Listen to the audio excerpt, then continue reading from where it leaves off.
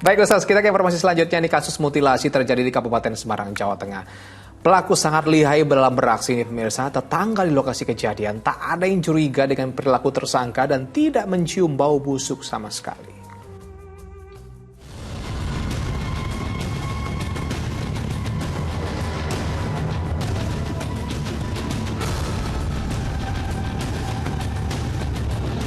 Seorang warga yang sedang memancing di Kali Kretek, Desa Kalongan, Ungaran Timur, mendapati bagian anggota tubuh manusia berupa sepasang tangan, tulang, dan daging berada dalam kantong plastik. Temuan itu lalu dilaporkan ke polisi. Kita cek DNA-nya, karena dari sidik jari juga sudah rusak semua, sudah hilang. Aparat tak bisa periksa sidik jari, pasalnya jari tangan dalam kondisi telah terpotong. Diduga pelaku berupaya menghilangkan jejak. Usai otopsi, identitas jenazah berjenis kelamin wanita tersebut terungkap. Ia merupakan warga desa Cibunar. Pihak keluarga segera memakamkannya di tengah tanda tanya, apakah benar sang kekasih pelakunya. Kurang dari sehari, polisi menangkap pacar korban dan menetapkannya jadi tersangka. Pelaku dibekuk di stasiun Kutoarjo, Purworejo saat akan kabur ke Tulungagung, Jawa Timur.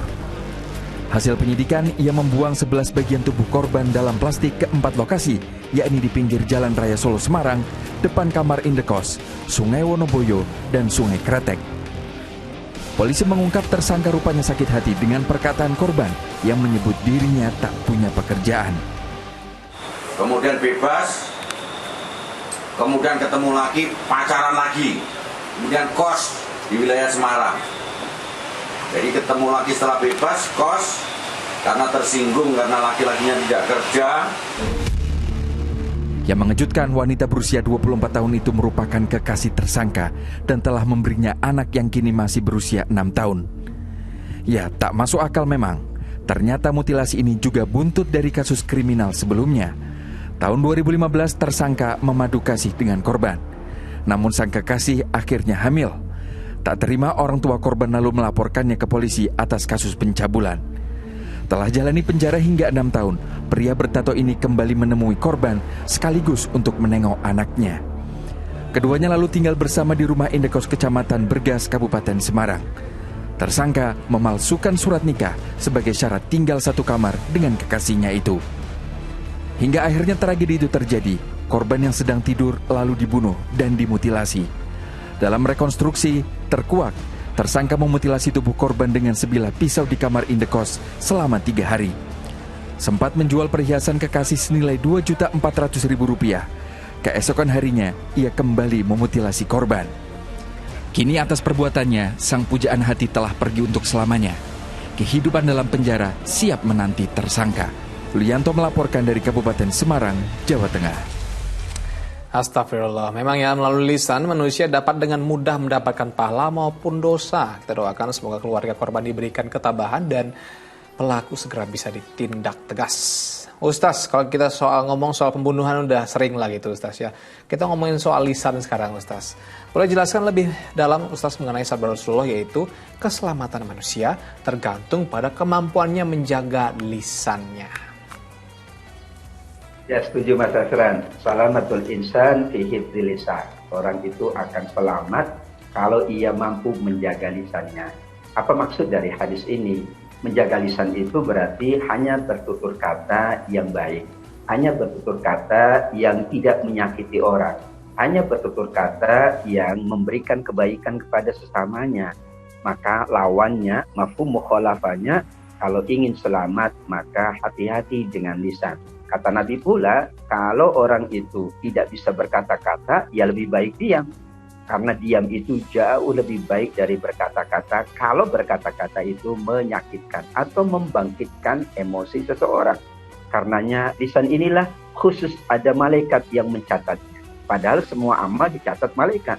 Tapi untuk lisan ini kata Allah ada malaikat khusus. Ma yalfidhu min qaulin illa ladaihi raqibun atid. Apa yang terucap dari lisan seseorang ada malaikat yang mencatat raqib dan atid. Meskipun sebagian ulama memahami semua amal dicatat. Kenapa ada kekhususan dengan lisan? Karena lisan itu yang paling banyak beraktivitas lisan itu yang paling banyak berkata-kata atau bercakap-cakap. Walaupun tidak dengan lisan secara langsung, orang bisa berkata-kata dengan tulisan, bisa berkata-kata dengan alat kelengkapan yang lain. Untuk itu betul bahwa salamatul insan fi lisan, kita ingin selamat di dunia, kita ingin selamat di akhirat, maka kita menjaga lisan kita untuk tidak mengatakan yang menyakitkan atau memburukan atau menyinggung perasaan orang. Karenanya sakit hati itu sakit yang tidak dapat didiagnosa. Namanya juga sakitnya tuh di sini, nggak bisa didiagnosa. Dan umumnya sakit hati berasal dari lisan yang tidak terjaga dengan baik. Oke, Ustaz, berkaca pada kasus tadi, dengan lisan bisa membawa petaka.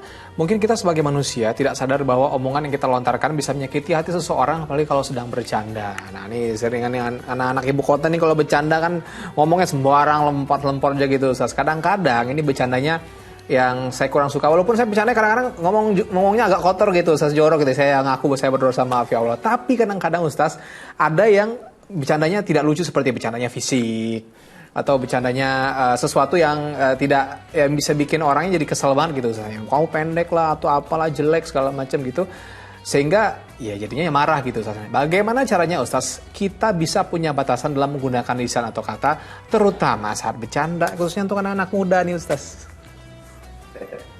Ya, betul Mas Asran. Bercanda itu kan salah satu komunikasi yang kerap dilakukan supaya keakraban terjadi.